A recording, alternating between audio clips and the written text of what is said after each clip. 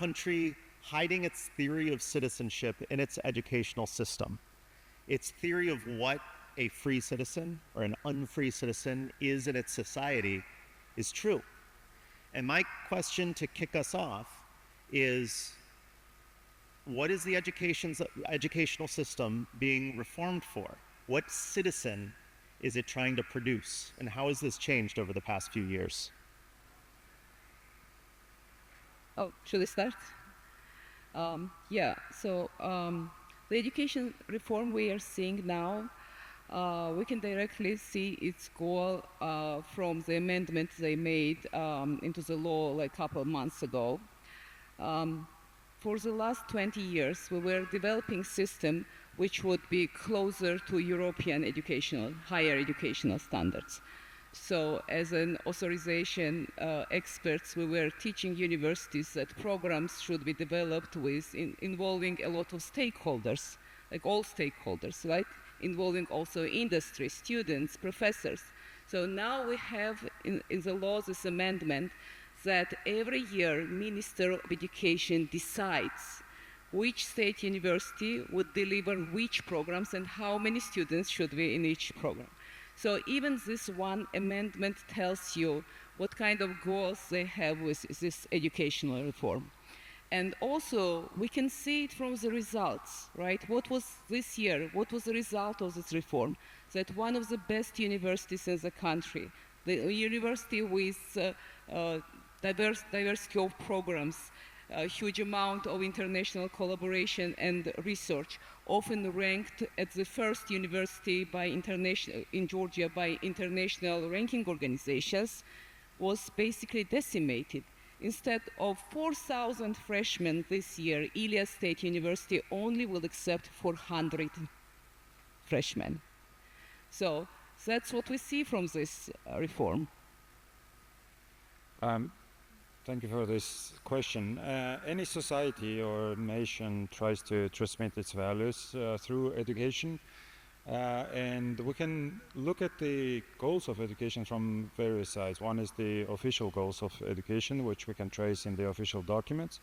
Then we have the goals of or goals for education that society discusses among themselves, and then we have the enacted goals of education, which are different as well. So if we look only at the official goals of education, this is not the full picture that we can discuss. But even those official goals have changed during the last 20 years dramatically. Dramatically only if you have the eye trained for these changes. Because if you do not if your interest is not in philosophy of education or policy of education, you may not notice dramatic changes. Because, for example, there are two versions of the same document which describes the national goals for Georgian education, which lists the competencies or the values that the school leavers should have, and they look very similar. They both have the list of various competencies, such as, for example, that Georgian kids who are leaving the school should have I don't know, the sensitivity towards the people of different origin, and they should be independent, and they should be valuing tolerance, etc., etc. But if you look at how this is described, how the way to achieve this goal is described, there is a huge difference. The first document was produced in 2004, and another one 20 years later. So the one that was produced last year, it changes the way we look at the education itself.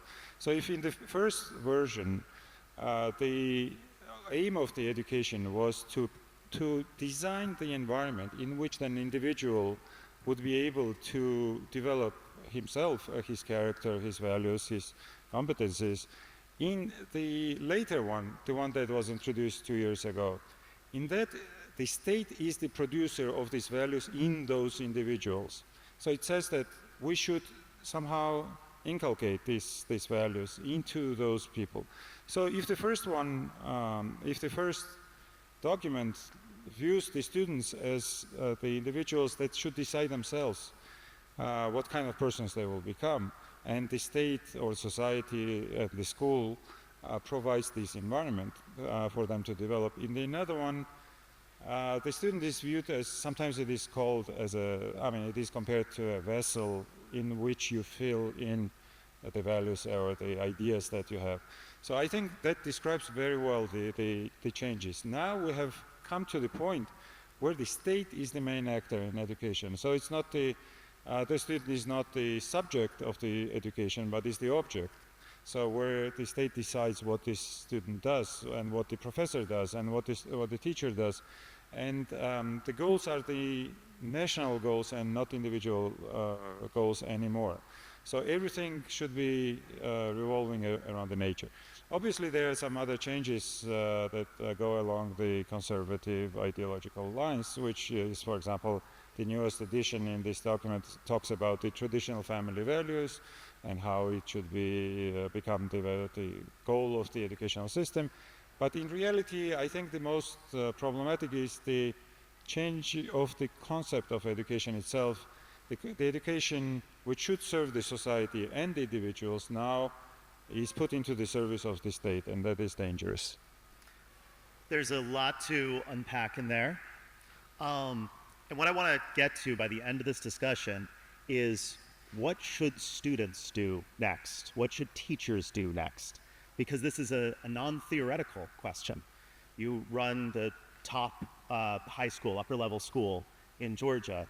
You're working with these elite students going to college. They're making decisions in September. So we'll just put a pin in that, and I want to come back to it. But I want to talk about this concept, Nana, that you brought of reducing the number of students going into a program, centralizing these decisions, both on that side, and then when it comes to the subjects of education, removing that freedom of character and instead dictating the character of the student. I can imagine there's advantages to both of those things, though. You could make an argument that says, well, you need a more efficient school. Why is diversity in programs important for students to be successful? Why should a student be able to determine their own character, right? Maybe they just eat candy all the time and run around and, don't read their books. So I would love to hear you discuss both of those, because you can imagine a positive spin somebody could put on this. And that does not seem to be what's happening when we look at the statistics. First of all, we see that how minister, for example, introduces one textbook for schools, for one subject. There will be one textbook. And that's the symbol for the whole reform. Because when you have only one textbook on one subject, it means that you only transfer one interpretation, one set of knowledge, and it's not teaching the whole spectrum of it's not giving the whole spectrum of information which now exists around any subject. Even mathematics cannot be taught with one textbook. Even physics needs different approaches and interpretations. And you ask what students should do. Last year, I would say that everyone should protest, right? Students, teachers, everyone. We are all standing on Rusavelli for a long time. This year, this doesn't seem so effective. This year, we see more and more control. So I think everyone should try to create a little free space around them. Teachers should try create these free spaces inside the institutions where their sort of expression is suppressed, but they should give to the students this space. Parents should ask from schools more freedom. We saw that parents have enormous power. For example, when they were protesting for schools, they were getting it. So parents should learn how much power they have. So everyone should strive, do not surrender ahead and fight for that small places of freedoms that still are kept in Georgia. I want to push on that. When you say more freedom, in a concrete way, what does that look like? Is that reading a broad variety of books?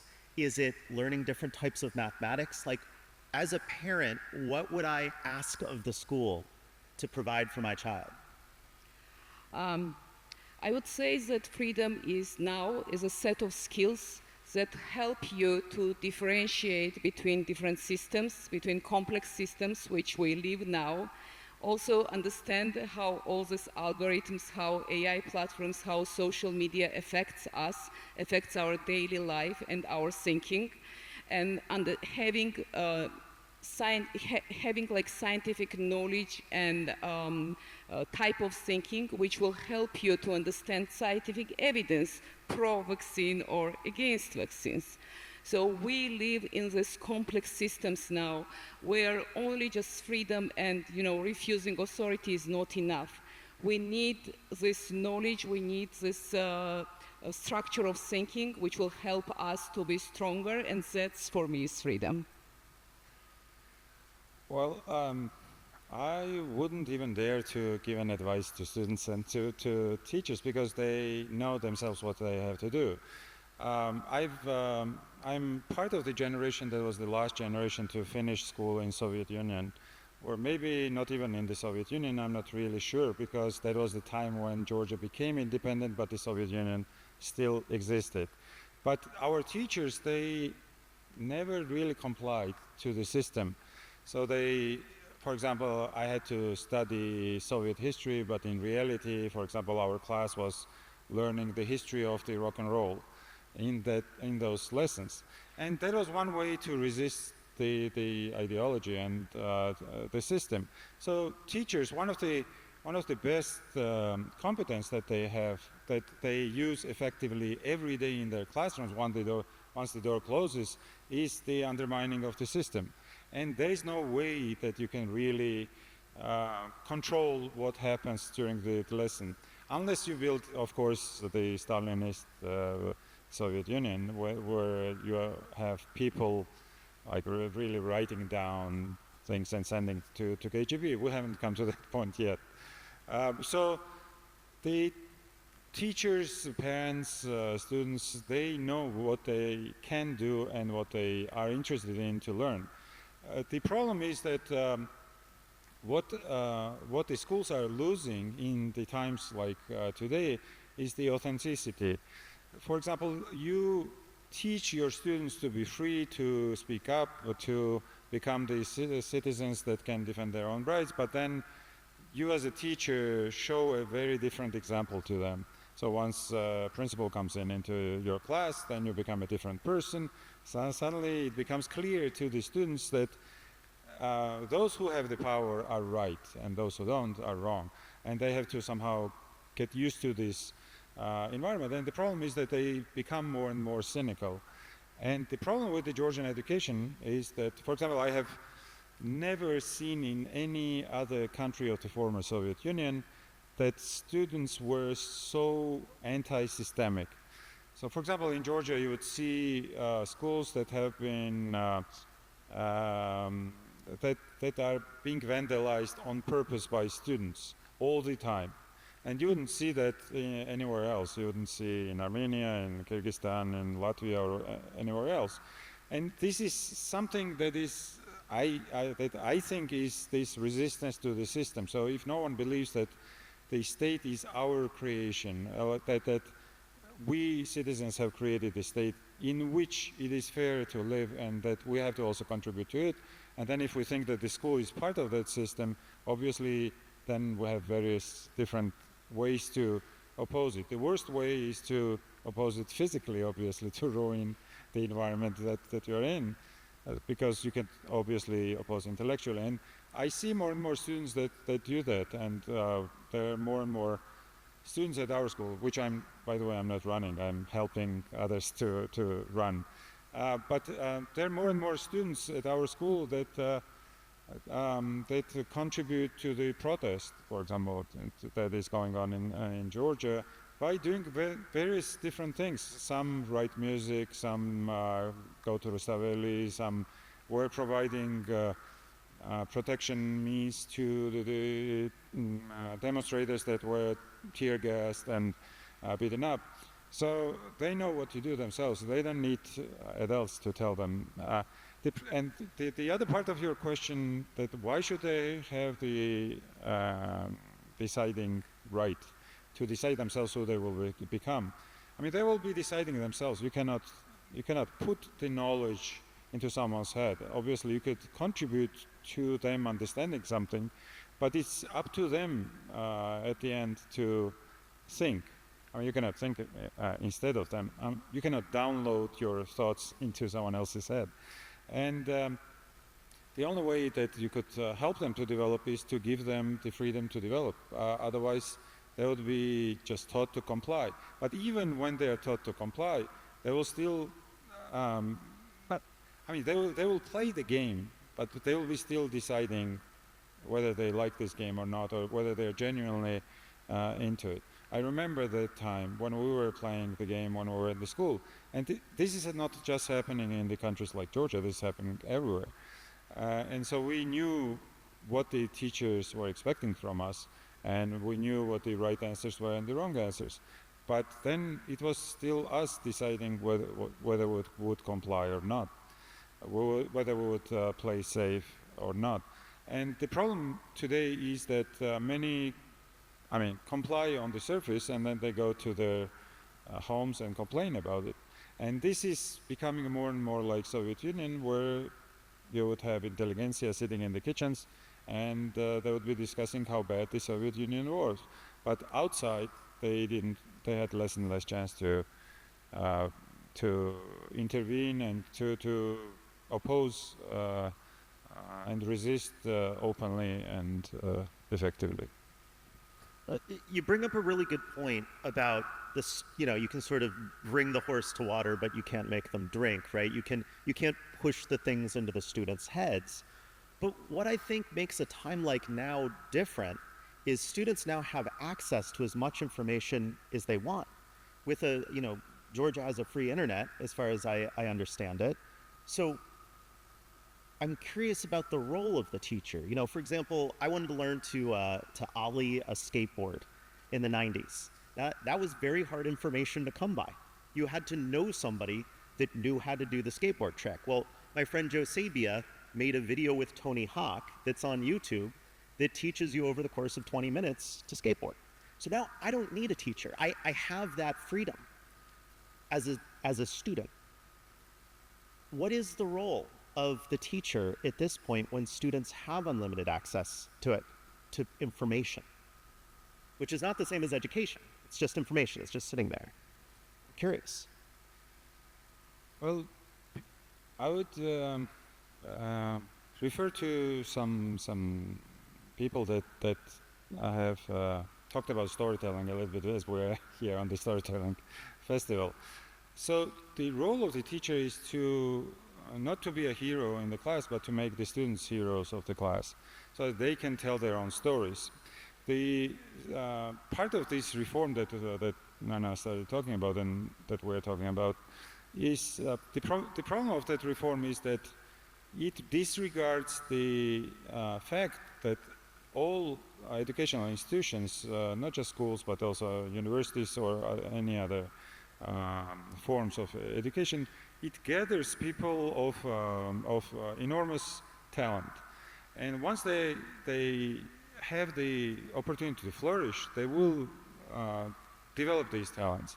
So information is not enough to develop it. Then you have to have the grit to develop it. You have to have the skills to develop it. And then part of the problem is also that today's social media, it also creates certain focus for these kids based on their clicks or their experiences, which may be very limited, because they may never find that there is a skateboard in this country.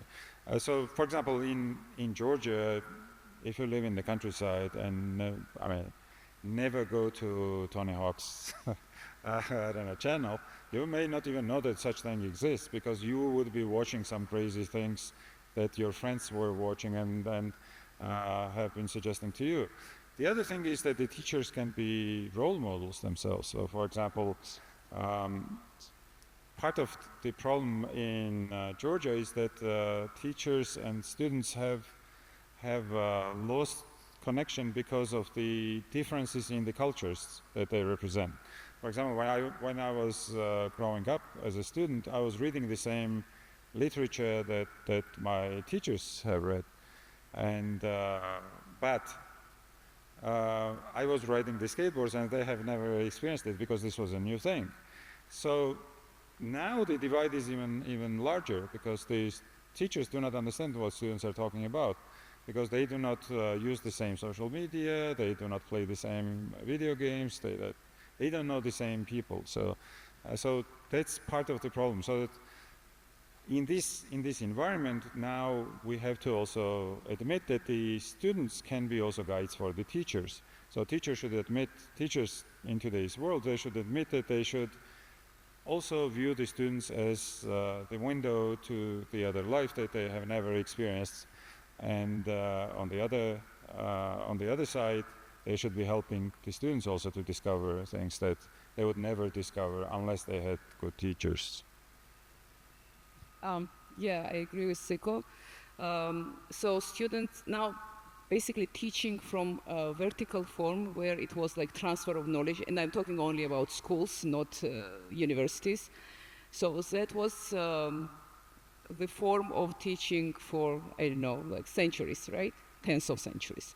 So now we have this totally different structure when students have access to the same or more information than teachers. Sometimes more because they're better with AI skills. And to get better information from AI platforms, you need skills, right? So in this case, the role of the teacher is not transfer information. In this case, teacher becomes facilitator, like guide. They become guide who teaches how to, I don't know if they have this knowledge, but that's what should be, right?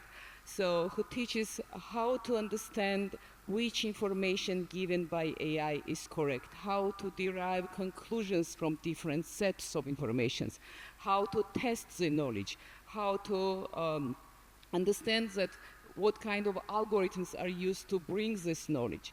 For example, we know how Chinese AI platforms are tweaking information. Besides, like Russia is creating like, thousands of fake websites to feed this information to AIs and about important, historical events to change information. So that's the role of the teacher now, how to build structure of knowledge out of this, flow of information. And also, always humanity, till now, right? Always for humanity, the main task was to find information, to get information. It doesn't matter like where is honey or where is this elephant we need to kill, or last century, like different types of information. But now we are in this constant flow of information. Now main skill becomes how we can avoid unnecessary information, how we can filter. So I think school's role becomes this towards students. So it almost sounds like you're both saying that the role is really to focus the students' attention on what information they want. Is that, I don't know if that's a good summation of where you're intersecting with the role of the teacher. And I guess my question is whether or not that's correct. Is that the same role the teachers always played? Or are we talking about, in this new world of information and AI, is reform necessary? Yeah, I would say not like which information, but to analyze different sets of information, right? So you're asking if the role of the teacher changed because of, I think good teachers and tutors always had this role, but it was exception, right? And formal structures always was this vertical transfer of knowledge. But now what was exception should become mainstream. Otherwise, there will be no sense in education systems, and more students will lose, respect to education systems. We see it in Georgia. A lot of high schoolers who I know and participate in my programs who are like bright students, They just leave Georgia and they go. If someone can go to foreign universities, they choose to go to foreign university. I know very good schools where 90% of graduates go to foreign universities because they lost respect into Georgian higher education system. I think it is also, I mean, not only to teach the students to challenge the information that they're getting and to critically assess it, but also the role of the teachers is to challenge the students as well, so that they can believe that they can reach much more than they usually believe.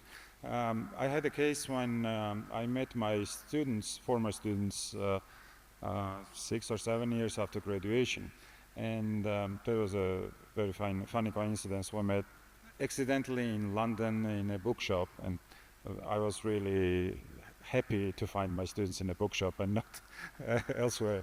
But then we went to a pub, and then one of the students asked me, "Do you remember I asked you a question? You never gave me an answer. So answer that question now." And I said, "I'm not going to answer it anytime soon because I want you to continue thinking about it." And I think that's what the role of the teacher is, so that you leave something, an interesting question in the head of the student, which they themselves tinker with. And but today, especially in Georgia, I would say, but in many parts of the world, teacher is also part of the social network that the students really need. But social network not in the technological sense. Students here in Georgia, many of them, they don't have parents that live in Georgia. They are immigrant parents that have left their children with the grandparents, and the teachers are serving as people that are protecting them from many different dangers that are both inside and outside of schools. They're the ones that serve as their mothers, as their, I don't know, aunts and uncles, etc. And I think that's the social role of the teacher is I think something that should be strengthened more and more.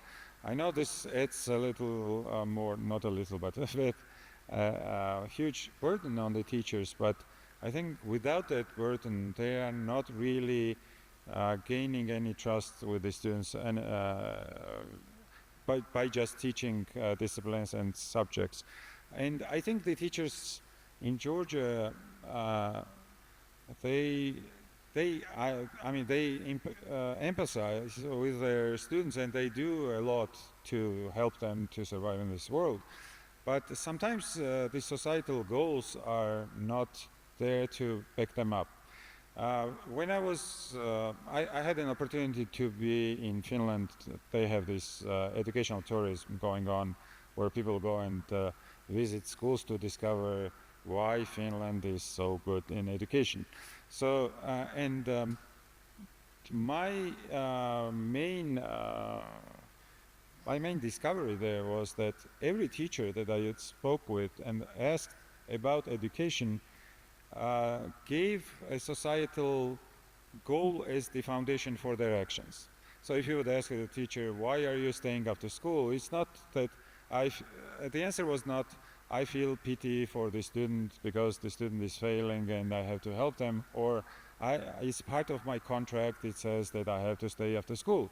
The answer was that in Finland we are trying to build the welfare society in which every individual succeeds, and if I do not stay after school and help the student, then this goal of the society will not be met.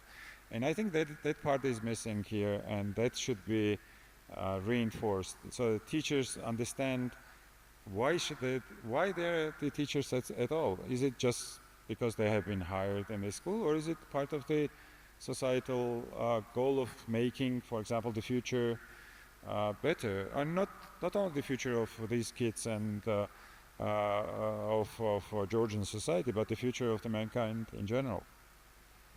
But I would say even teachers trying to do that, it will be futile if system does not support them. If there is not proper system then we can see it in, like, for inclusive education. On paper, we have this inclusive education standards, but there is nothing in reality. So even best teachers can't provide this way if they don't have good systems supporting them. What would a good system be then? Is the scarce resource time? Like just more time for the teacher to do these things? Is it training for the teacher? What would a good system look like? Yeah, if we assume that state has the laws that supports, like, free education, if we assume that, then it would be, of course, it would be enough support, enough resources.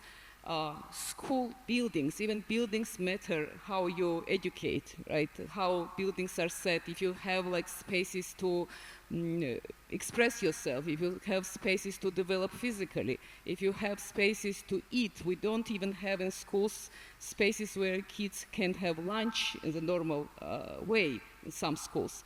So all this together, and also systems that works together. It's teacher can't be we cannot ask teacher to spend her whole time at the job which doesn't pay well, and they usually need to become tutors to feed their family. In this way, no teacher can be effective, or maybe some exceptional ones, but we shouldn't aim for exceptional ones, right? We should aim to that mainstream should be like that. I totally agree.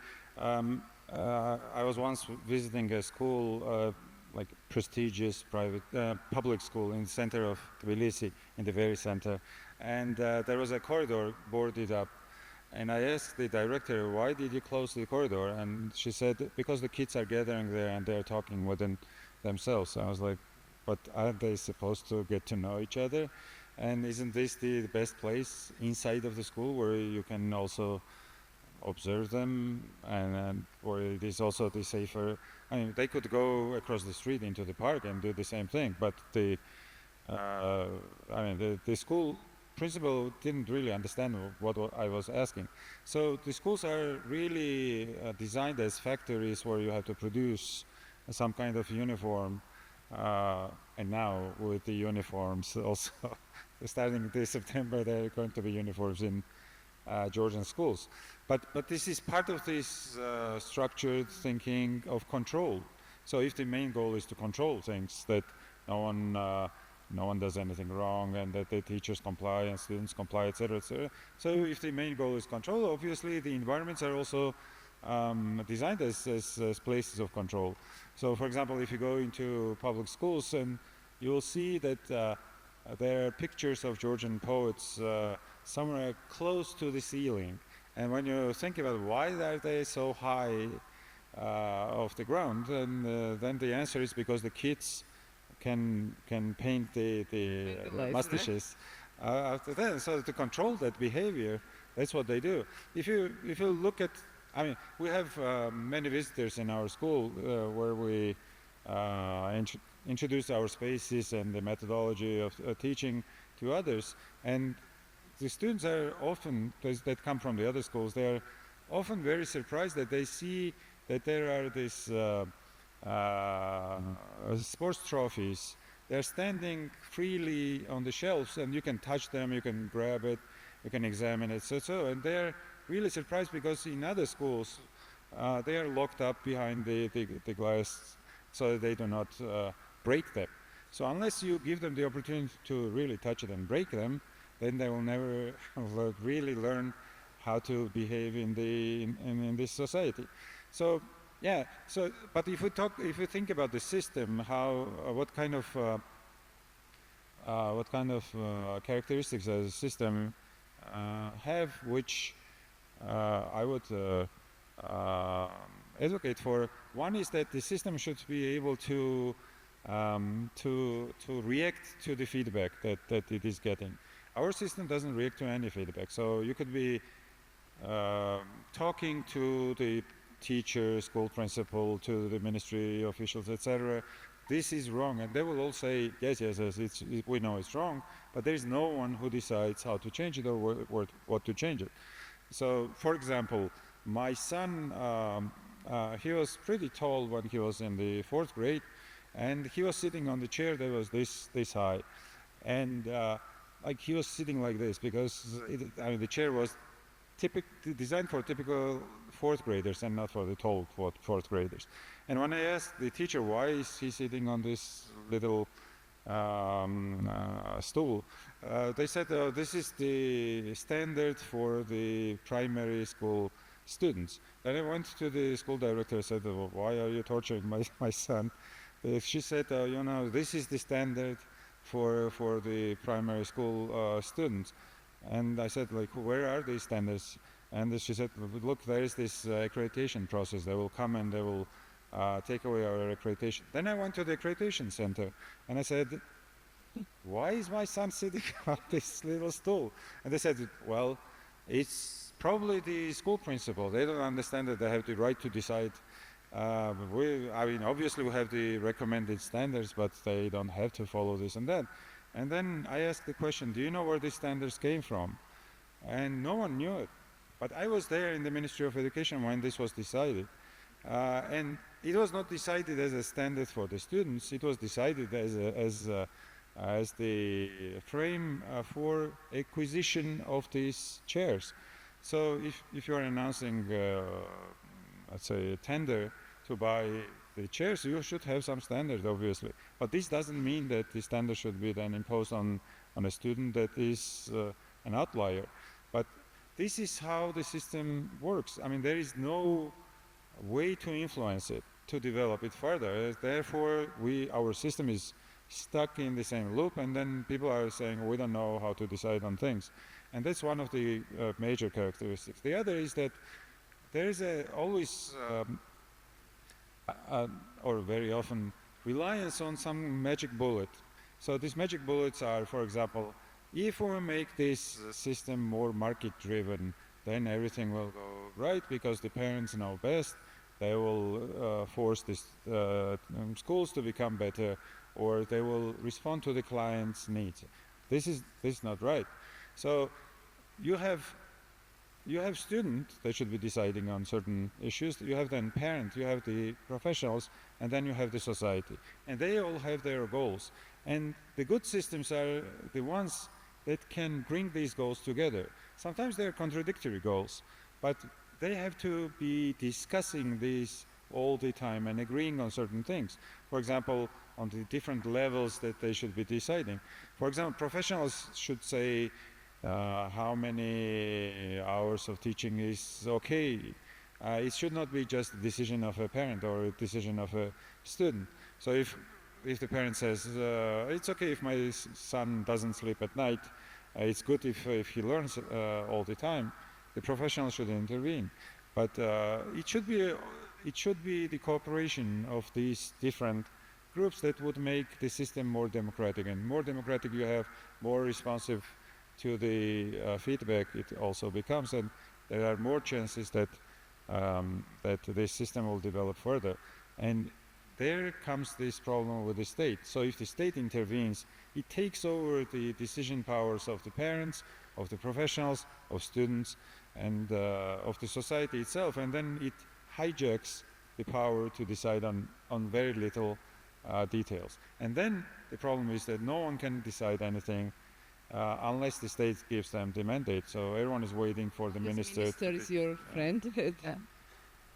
Yeah. Ask the school to bring chair. Yeah, I mean, I could ask the minister, and, but this is not how it works. I had another case when I was at the school watching a student trying to see what was written on the blackboard, and he was too little and he couldn't see it because in front of him there was an overhead projector. And then when I asked the teacher, does this overhead projector works? She said no. And so I said, why do you keep it in front of this little student?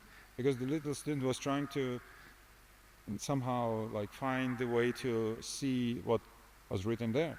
And she said, because, and then she didn't know the answer.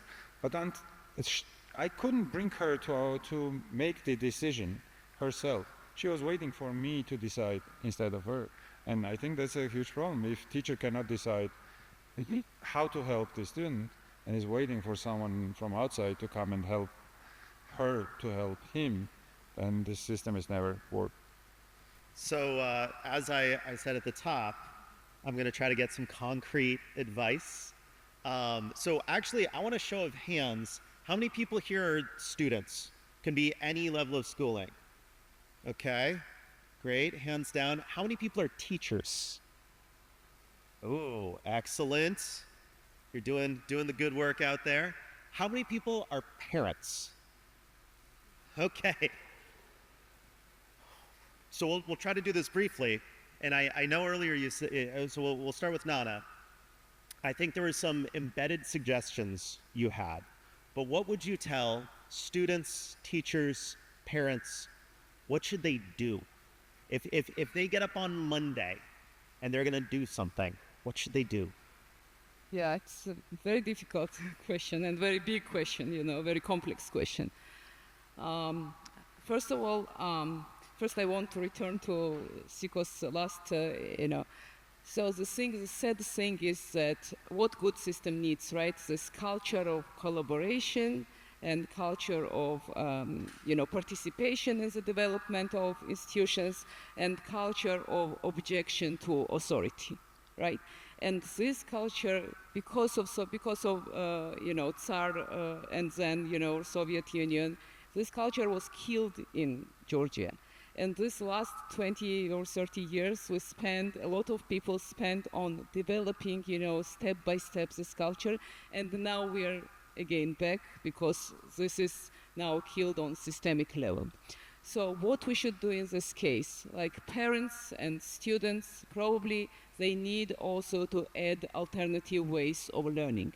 It's not easy. We have now a lot of resources. We have huge amount of free online courses. We have AI which will become your personal tutor, but it all requires skills of self-learning, self-development, self-discipline, which I think no education system spend time to develop in the population.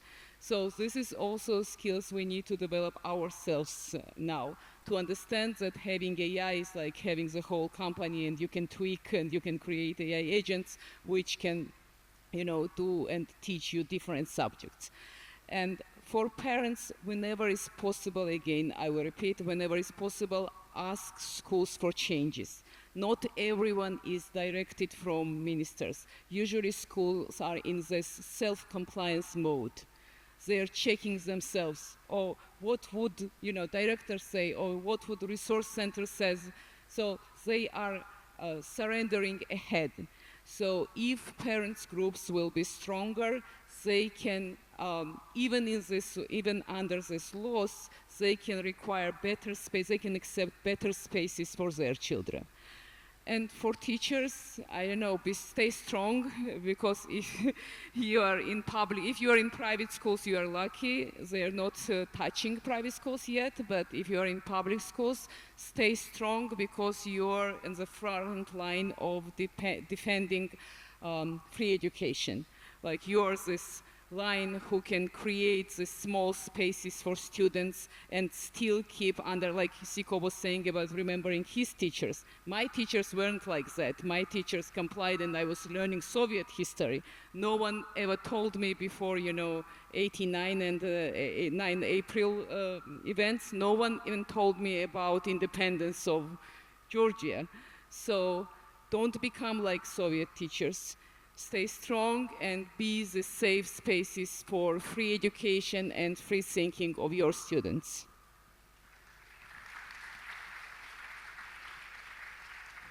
Well, my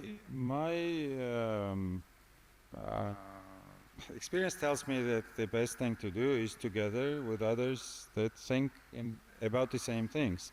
Maybe not that they think in the same way, but they also are interested or invested in the same issues.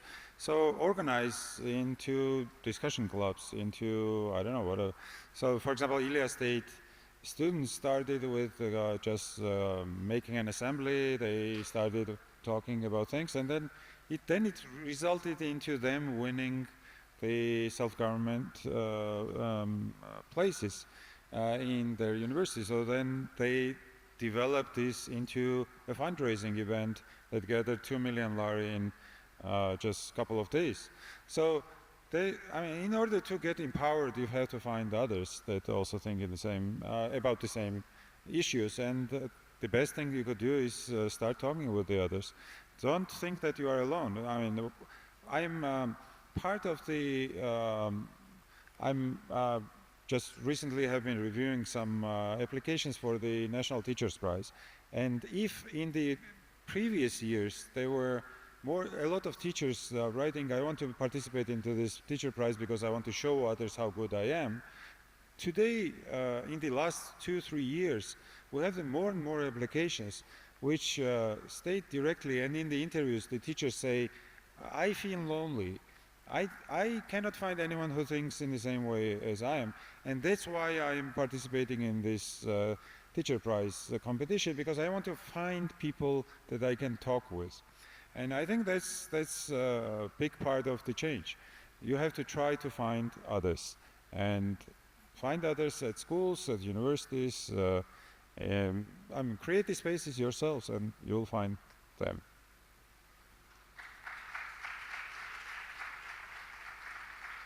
Well, thank you very much. One of the spaces people can find each other is ZEG. So if you saw other students here that you want to form a discussions group. If you saw other teachers, exchange your WhatsApps. Thank you very much for talking us through this. And we're out of time for the Q&A. So, but you two will be around through the rest of ZEG, and feel free to talk to them there. Thank you, everyone. Thank you.